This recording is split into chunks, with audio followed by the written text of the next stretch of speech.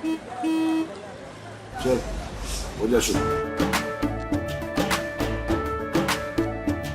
केसरिया से मन जोगी हुआ रे, दिल झूमे देखो पतवारा हुआ रे, दिल झूमे देखो पतवारा हुआ रे। हर पल मनाओ केसरी त्योहार। विमल बोलो जुबान केसरी। कांग्रेस पार्टी ने हमारे 4 से 400 पार के लक्ष्य को ट्विस्ट करना शुरू किया है। हमने पूर्ण बहुमत का उपयोग कांग्रेस की तरह इमरजेंसी डालकर लोकतंत्र का गला घोंटने में नहीं किया। उनकी हताशा, निराशा इस स्तर पर पहुंच गई कि उन्होंने मेरा और कुछ भाजपा नेताओं का फेक वीडियो बनाकर सबके बीच में सार्वजनिक फेक वीडियो सर्कुलेट करके फर्जी टाइप का जन समर्थन प्राप्त करने का एक प्रयास ये बहुत निंदनीय है। देखिए, कल परसों से जो एक डब्ड वीडियो आप सोशल मीडिया पर दिख रहे हैं कि अमित शाह साहब कुछ और कह रहे हैं और दिखाया कुछ हो, जरा मुझे लगता है उसको डबिंग की गई है। और उसी सिलसिले में कश्मीर से भी एक इलियास मीर नामी इलियास मागामी कोई है जिन्होंने सोशल मीडिया पे वो वीडियो डाला था। एक नंबर। दूसरा नंबर, जम्मू कश्मीर में पहाड़ी एसटी और ओबीसी की बहुत बड़ी पॉपुलेशन है और अमित शाह साहब ने कहीं नहीं कहा कि इनके रिजर्वेशन को हम खत्म करेंगे, जबकि भारतीय जनता पार्टी ही जिन्होंने एसटी को पहले दी, उसके बाद पहाड़ी कम्युनिटी को भी उन्होंने और ओबीसी को भी रिजर्वेशन दिए। बेसिकली ये कांग्रेस का हथकंडा है और कांग्रेस जो पूरे मुल्क में हार रही है, वो पिछड़ रही है। अब जम्मू कश्मीर में आते आते हुए वो चाहते हैं कि यहाँ थोड़े से फसादात हो, प्रोटेस्ट हो, क्योंकि बंद की काल इस बार चली नहीं और अब कांग्रेस ने दूसरे तरीके से, डिफरेंट तरीके से इस चीज को डील करने की कोशिश की ताकि पहाड़ी ओबीसी और जो गुजर बकरवाल बाइस है वो सड़कों पे आके यहाँ प्रोटेस्ट हो और वो बाइकाट की सियासत जो हमेशा उन्होंने की, वो बाइकाट सियासत फिर जम्मू कश्मीर में चली और महज चंद वोटों से कोई एमपी आके जीत ले या कुछ हजार की वोटों से।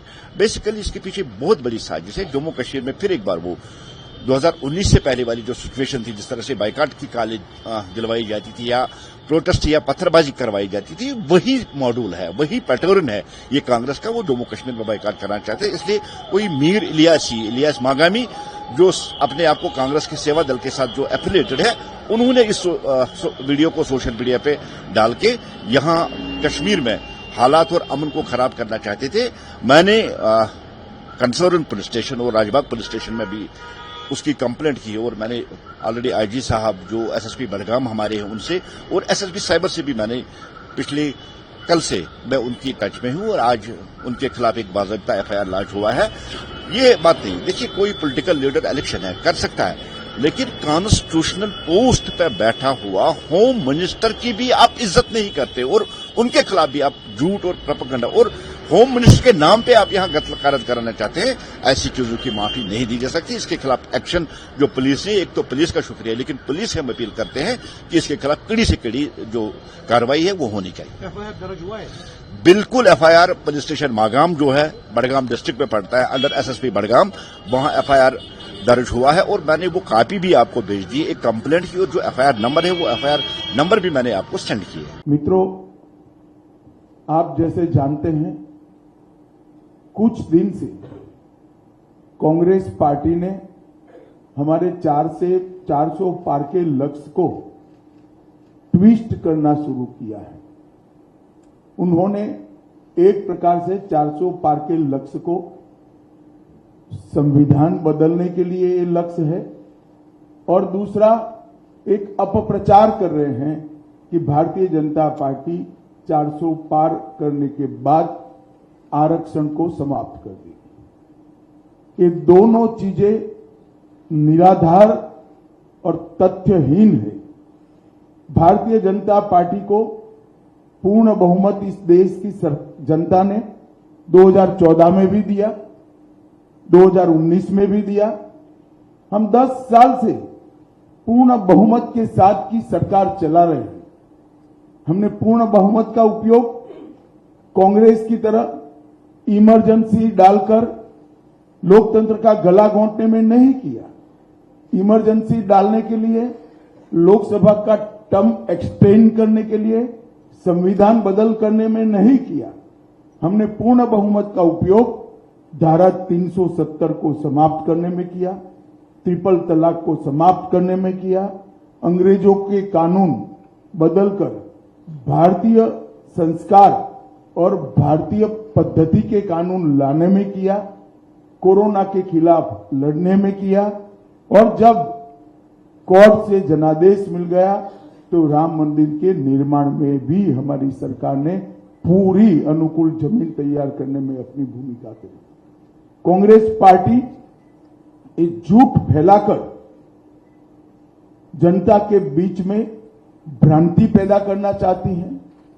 मैं ये बात स्पष्ट कर देना चाहता हूं कि Bharatiya Janata party ST, SC, OBC के आरक्षण की समर्थक है और हमेशा इसके संरक्षक के रूप में अपनी भूमिका निभाएगी। ये बात नरेंद्र मोदी जी ने भी कई बार सार्वजनिक भाषणों में स्पष्ट की। एसटी, एससी, ओबीसी के आरक्षण में किसी एक राजनीतिक दल ने अगर डाका डाला है तो वो कांग्रेस पार्टी ने डाला है। सबसे पहले उन्होंने संयुक्त आंध्र प्रदेश में मुसलमानों को रिजर्वेशन दिया, वो रिजर्वेशन के कारण ओबीसी का रिजर्वेशन कटा। उसके बाद में कर्नाटक में रातों रात कोई सर्वे के करे बगैर, पिछड़ापन तय करे बगैर सारे मुसलमानों को ओबीसी कैटेगरी में डालकर उनके लिए 4% का कोटा रिजर्व कर दिया।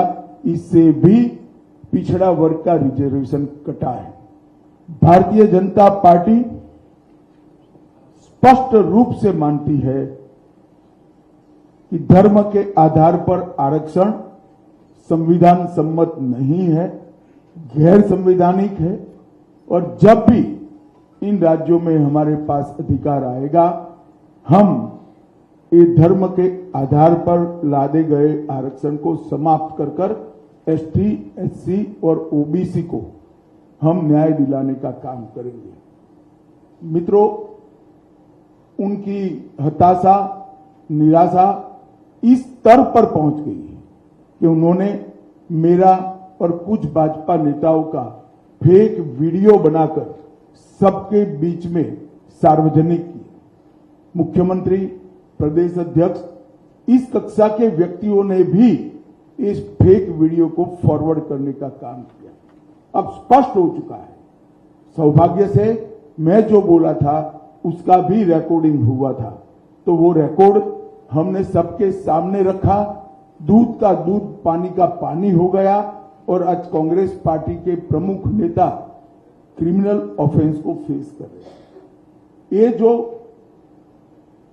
कृत्य है वो उनकी हताशा और निराशा का द्योतक है। जब से राहुल गांधी कांग्रेस की कमान संभाले हैं, राजनीति का स्तर नीचे नीचे नीचे ले जाने का काम कर रहे हैं और ये इसका चरम, लोकसभा में चर्चा न हो देना, राज्यसभा में बहिष्कार करा देना, शोर शराबे करना और निराधार झूठ बोलकर प्रजा में भ्रांति फैलाने का काम लगातार उनके नेतृत्व में कांग्रेस पार्टी कर रही है। और मैं मानता हूं कि अब फेक वीडियो सर्कुलेट कर फर्जी टाइप का जन समर्थन प्राप्त करने का एक प्रयास ये बहुत निंदनीय है और भारतीय राजनीति में किसी प्रमुख दल के द्वारा कभी ऐसा नहीं किया गया।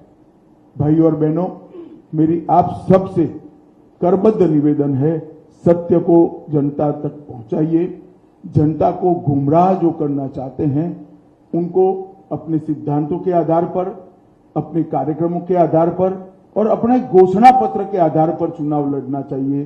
फेक वीडियो सर्कुलेट कर नहीं, भारतीय जनता पार्टी के घोषणा पत्र को तोड़ मरोड़ कर जनता के बीच में झूठे तरीके से रखकर चुनाव नहीं लड़ना चाहिए।